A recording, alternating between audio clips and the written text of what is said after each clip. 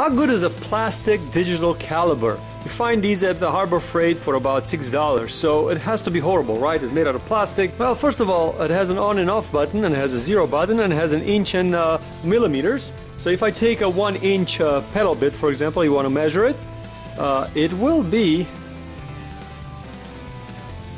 fairly accurate. So it says it's 1 inch.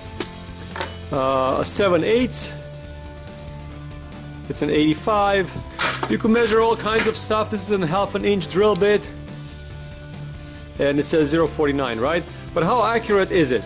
The best way to explain that is I'm going to switch it back to millimeters, okay? And I'm going to show you on a shim kit. This is one of the most, this is one of the best calibrated things that you could test stuff with. So I'm going to take a 350. This is a 350 shim. This goes on top of the valves if you have a motorcycle. And I'm going to try to measure it. And it says 3.4. Let's take a 2.5 and measure a 2.5. And it says a 2.4. So is it zeroed properly in? Let me re-zero it again and then try a 350. This is a 350 and it's about very, very little. So it's about 1/10 of the millimeter basically off. So the cut over here, if you look at the light, you can see there's a little bit of a gap over here, but the front of it is actually touching. So I don't think it's completely level over here. So if I'm going to measure it right at the top, let's see what we're gonna get.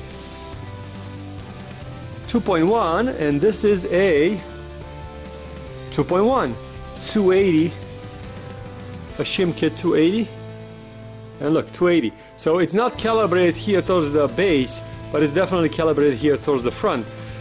Interesting tool. For a piece of plastic, it's extremely accurate.